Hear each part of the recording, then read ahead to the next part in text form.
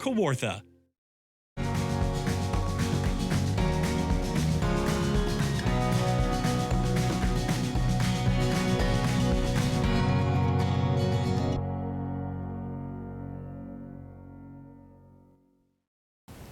Welcome to Uxbridge Scugog Life. I'm your host, Jackie Hermans. So, it is barbecue season. So when I think of barbecue or barbecuing, I think of beautiful barbecue chicken, I think of steak, I think of ribs. And so on today's episode, we're going to be talking to Brent Harrington of Harrington's Quality Butchers. And there is a competition similar to the Olympics that has to do with butchery. Yes, I know. I had no idea either. So we're going to be talking about that because Brent Harrington is on Team Canada.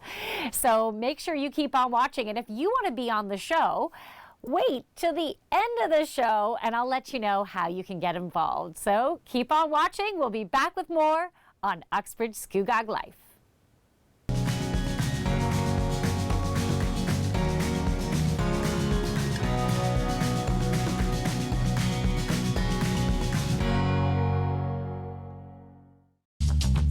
This program is brought to you by Ignite TV.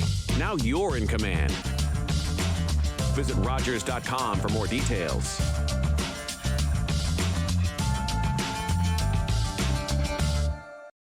At St. John Ambulance, we're all about community. We teach life-saving skills and provide community support through our volunteer services. All St. John Ambulance product sales and training registrations support these important services. Volunteer, donate, or enroll in a program today so we can continue to have an impact on our community. Visit sja.ca to learn more. At St. John Ambulance, we do more than save lives, we change lives. Up next on Meet the Band with the BMD, we have up-and-coming rap artist, Soars.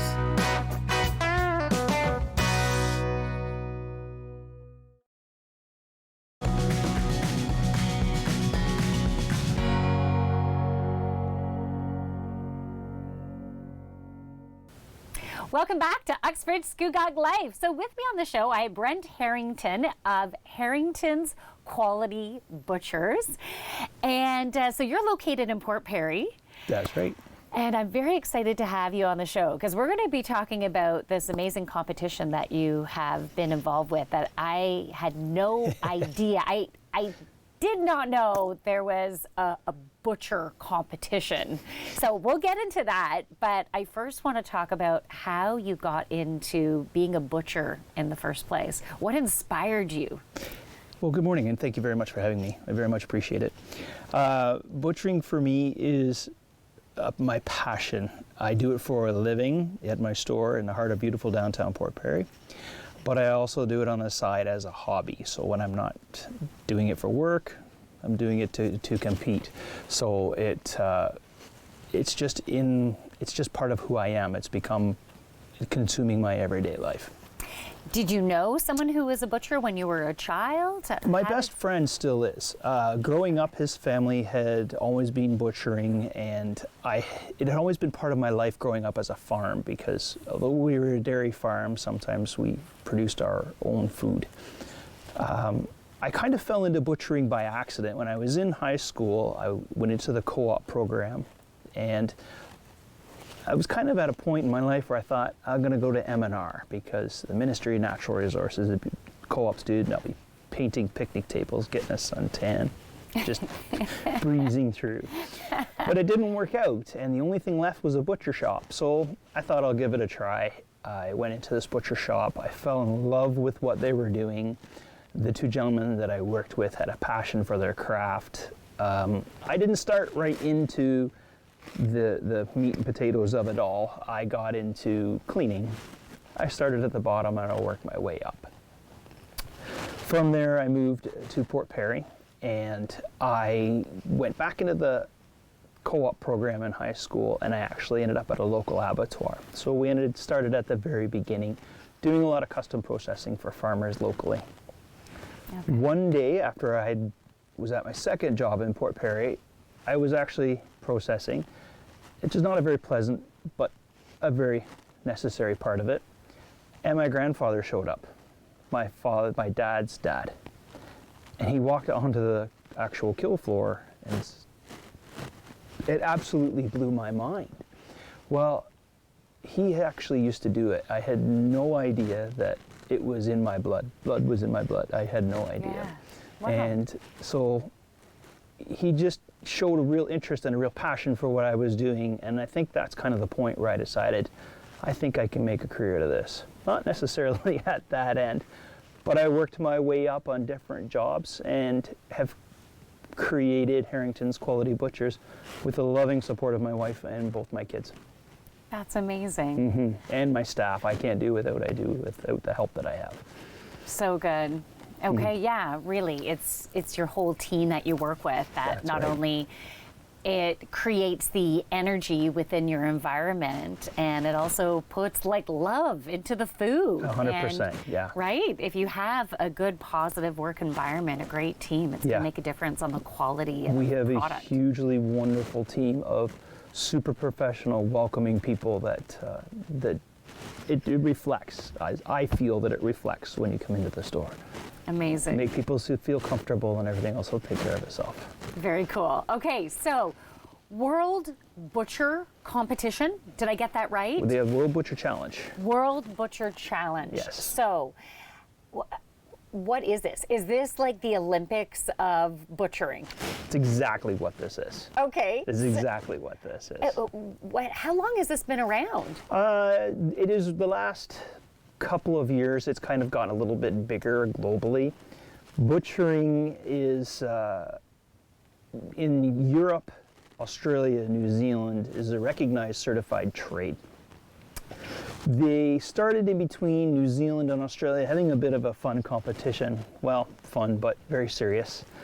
And then the UK got involved and said, okay, we can challenge you guys. And I think that it has really blossomed from there. And the past one had 13 entries. And So are those 13 different countries? 13 different countries, all competing at the same time. Wow. And each country has one side of beef, one side of pork, one full lamb, and 5 full chickens. And we have 3 hours and 15 minutes from full carcass to full value-added retail display. And there are many criteria for judging. Each country supplies your own judge as well as a team of 6 individuals competing, plus 1 or 2 alternates in case something happens. We're judged on knife skills, our cleanliness, use of product, how much byproduct we have, and our environment that we're in, as well as how well we communicate. So it's not just one individual standing there trying to do something as fast as he possibly can. It's 6 people working in unison to create something that any person would walk in and say, that looks wonderful, I want to cook that. Very cool. Okay, so you know what? When you first mentioned the competition, my mind can go to a meat massacre, like just bloodbath. But then as you explain everything, Yes. it's like, no, like this is very, it's succinct, it's skillful, it's not. Well, we're going to talk about this more because we have a couple more segments to go to really get into the meat of the topic. Nice. Okay, so we will be back with more on Uxbridge Scugog Life. Keep on watching.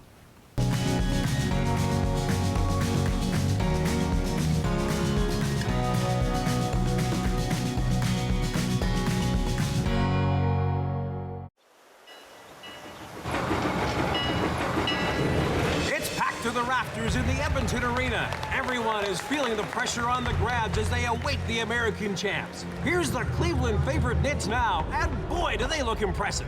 Look at their uniforms. I bet you could sure run in smart shirts like those. Not that. Look, world champs in my eye. Grads, we don't play for glory. We play the game for the game's sake. So tonight, you're going to earn that title by playing your game. Teamwork, passing, Let's show them what it means to play the grads.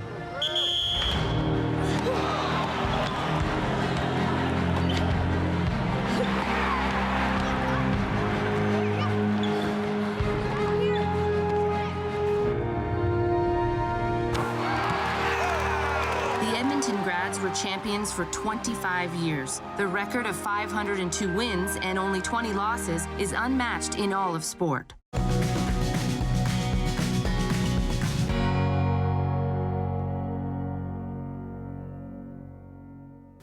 Welcome back to Uxbridge Scugog Life. So I'm with Brent Harrington of Harrington's Quality Butchers in Port Perry, and we are talking about how you were involved with Team Canada for the World Butcher Competition, which is very cool. Okay, so this last competition, it took place in September, so Correct. September 2022. Yes. First of all, how did you get on Team Canada in the first place? I was truly privileged enough to be selected. I had to try out and I was selected. There was an online presence of butchers that were looking to put together a Team Canada. I started competitive butchering with Ontario's finest butcher. Through Meat and Poultry Ontario, they put together this competition, and pretty much anybody who wanted to could try out. And it was a computer-generated finale. So you were given 3 pieces of pork specifically, and everybody had to do the same thing, and then it was a profit margin that made the top 3 continue on. I competed 4 times, and every time I made it into the top 3. I was really lucky.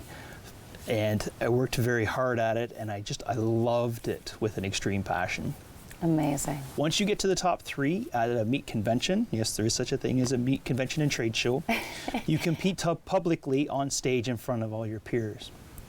The last time I competed, I did win, and that earned me a seat on the national team. Nice. The team is captained by a very good friend of mine and fellow sorry, I just lost it there. Oh, it's all good. I have brain farts all the time. So the team is captained by a friend of mine, Peter Barta, who is also a 3-time Ontario's Finest Butcher winner. So we became fast friends over competing and discussed this anomaly of the World Butcher Challenge. And he really kind of got the ball rolling, got everything together and put together the team. So we put auditions out online and people competed from across Canada. Very cool. Peter is in Burlington, Damien Goriep is in Oakville, there's myself, and there's Dave Vanderveld, who is our team alternate, who's from Stony Creek. We have Elise Chatterton, a wonderful lady from Edmonton, who's a fantastic butcher as well. Corey Meyer, who's also in Edmonton, and we have Taryn Barker from Port Moody, BC. So they're the only team to have 2 ladies on it, and they are fantastic butchers. Amazing. Okay, so tell me how you did at the competition in September. The competition, we learned a lot. We didn't place overly well. If we could approach it from a different angle, I feel we would do much better.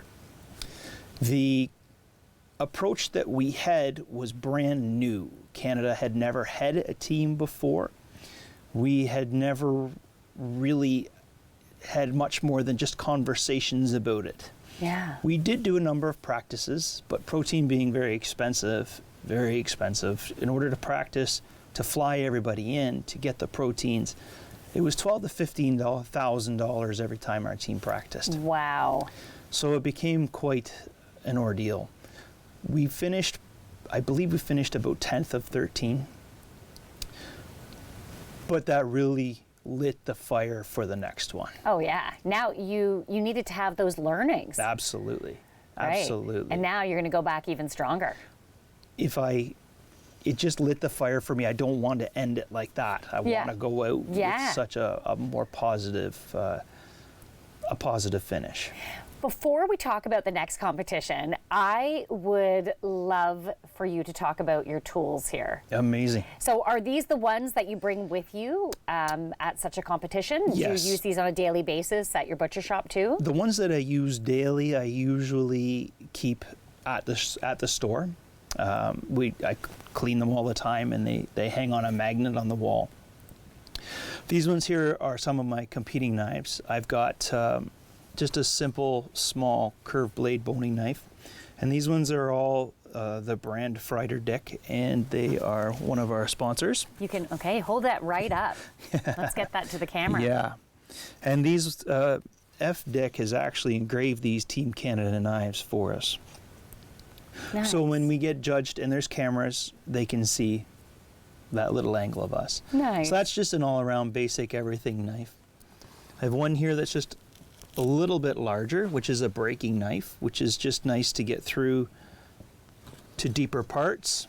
Like through bone and stuff? That one's just basically for separating muscles and separating bone. That would be what I would use as a primary break to separate the primal muscles. Okay. Once we get into boneless product, we would use a large slicing knife like that. Jeez. That one's beautiful. Do you have a daughter that's dating right now? I can see whoever they're dating being the a little very nervous. first boy who came home, I said, I've been making a career out of making bodies disappear for 30 years. Not many of them are human, but I'm getting better. This one here is kind of the trademark. This is the F. Dick Red Spirit. Okay. And this is probably one of my favorite knives. It's just balanced wonderfully. It's got a comfortable grip to it. It's got a nice rocker, but still a nice point. And it's just a glorious knife. Now this one does have a few teeth in it from bones. When doing lamb or something, we kind of go right through. Now you still have all of your fingers, so I'm assuming you're really good at using your knives. Sometimes there is the odd little mishap, but a large part of the competition is safety. And this is the glove that we wear. You look like a knight. Yeah, basically. You feel like Sir Meats-a-Lot. Sir Meats-a-Lot. Okay. So this one goes right up to the elbow, which when breaking is very important. Yeah. And I also wear a full chainmail apron.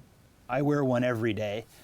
There's only been a couple of times in 32 years where I was happy to have it on, but I'm okay with that. I'm just used to it. I almost feel naked without it. Okay. Well, you look pretty cool, too. So we'll be back with more on Uxbridge Scugog Life. We'll be talking about the upcoming competition.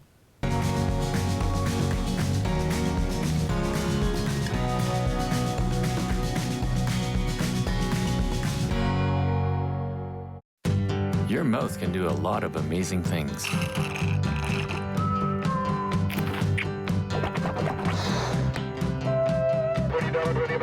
And your mouth can save a life. Hi, I'm Tom Wong. I'm just one of close to 1,000 Canadians in search of a stem cell match. We need your help. A simple swab is all you need to register on the National Stem Cell Database. You could be the one to save a life. Find the hero in you. Think it's too late to become more fit? Think again. I'm personal trainer Karen Ross, specializing in 55-plus fitness. My mission is to help you find your way back to health and wellness. I'll give you the knowledge and the power to take control of your own fitness path. Everyone deserves quality of life for their entire life. Tune into A Little Bit Fit with me, Karen Ross, here on Rogers TV.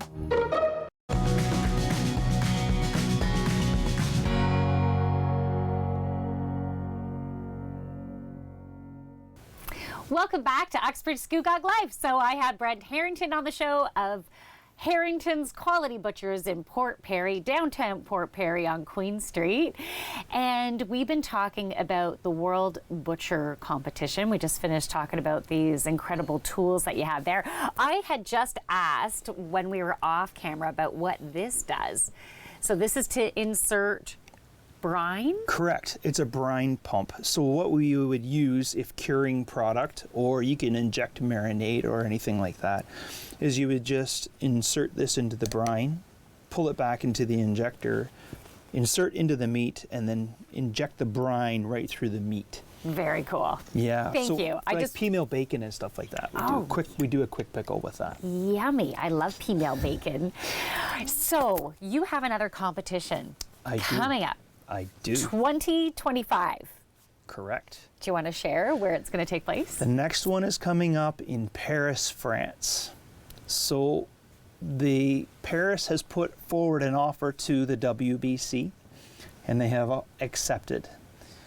To put it in perspective, when you have 13 countries with that much protein competing at one time, we did it at the Golden One Center in Sacramento, California last time, which is probably about the equivalent of the Scotiabank Center in Toronto. There is going to be more than 13 teams at the next one. Wow. They have promised it to be next level.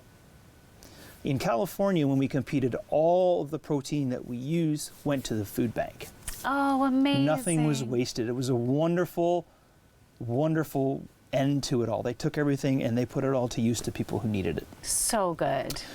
How France is going to one up the last competition, I have no idea, but I tell you, I can't wait to see it. Okay, so you're for sure 100% going to be on Team Canada. I am committed to the next one, yes. Yay! Okay, that is so exciting. Yes. And you're going to strategize this time with all the knowledge that you've taken on from the last competition.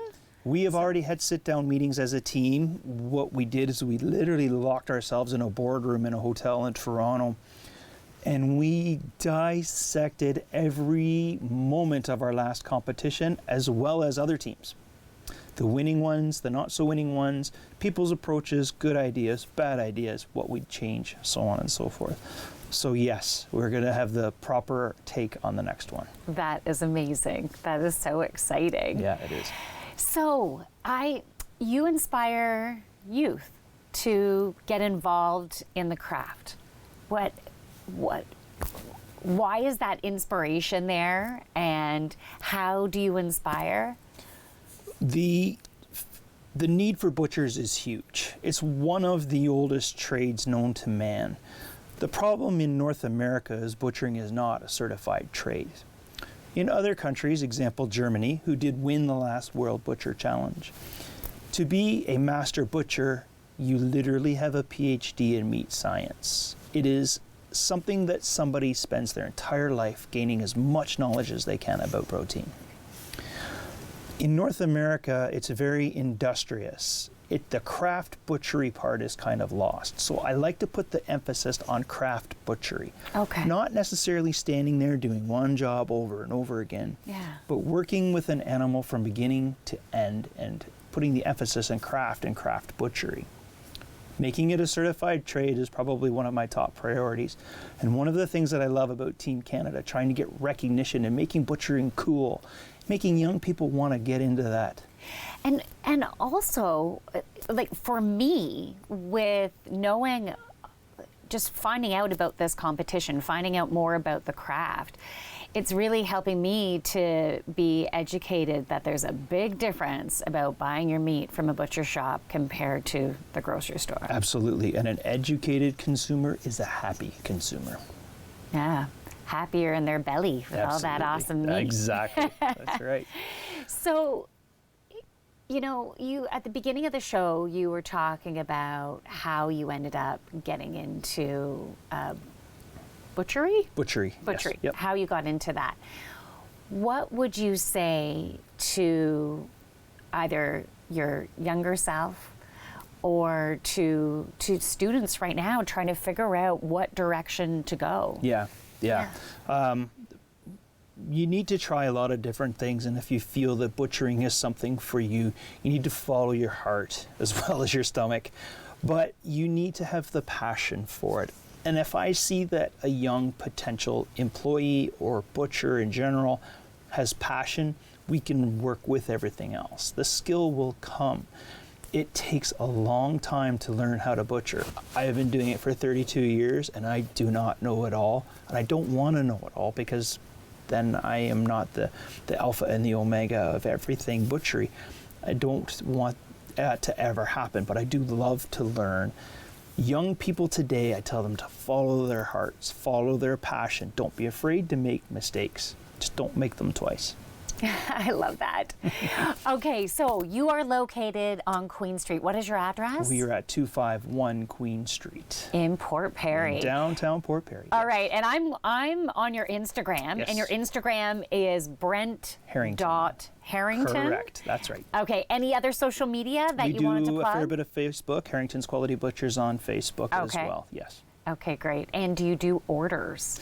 We love it when people come in with large orders, special dinners, special occasions. You want that, I need some advice, or point me in the right direction, or I saw this on, I want to try it. We've got everything from Japanese A5 Wagyu to nice low and slow pot roast and everything in between. Awesome. So you definitely want to stop by Harrington's Quality Butchers in Port Perry, and all the best with the games coming up. So we'll have to have you back on the show. We'll be back with more on Uxbridge Scugog Life.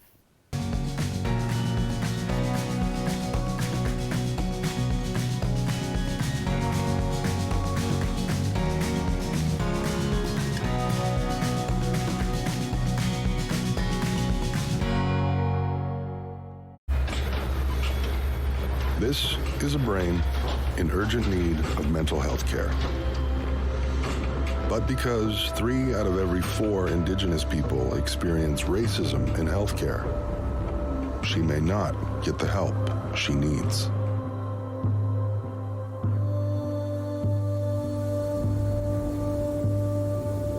Become an ally. Rise above racism in healthcare. Hello, I'm Jonathan Van Bilsen, host of Photos and Travel, where we bring the world to your doorstep. In our next episode, we'll visit the Scandinavian countries of Finland and Sweden, stopping in Helsinki, Stockholm, and a few smaller towns. Please join us right here on Rogers TV. Hi, I'm Constable Darrell Rice, Durham Regional Police Service.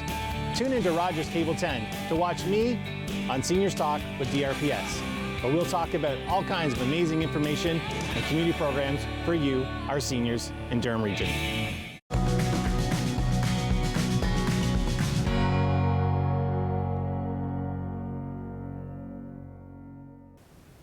Welcome back to Uxbridge Scugog Life. A big thank you to Brent Harrington of Harrington's Quality Butchers. It was wonderful to have him on the show. You can definitely feel his passion in the craft of butchery.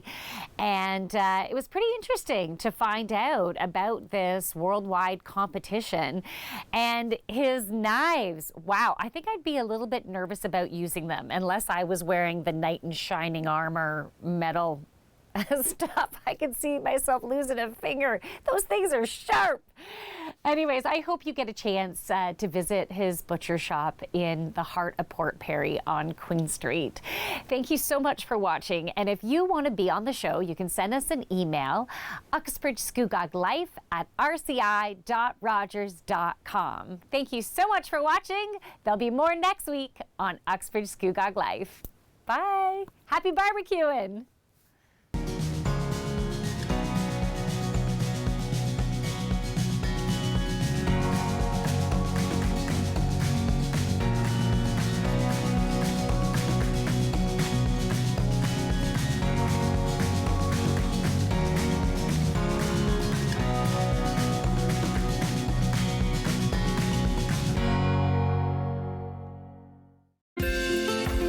Call the Rogers TV viewer response line, email us, or connect with us on social media.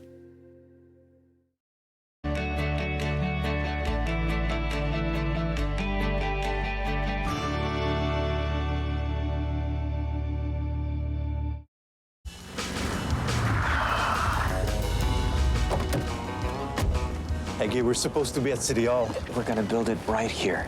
Yeah, sure. And give wetsuits to all the visitors? No, on the water. Hey, come on. We're talking about building something the size of 64 city blocks. And there's no land left in Montreal. So, get serious. Listen, we'll build islands. How? Dig up Montreal? They're digging a subway, remember? You take it from there, and you put it here. 12 months and 20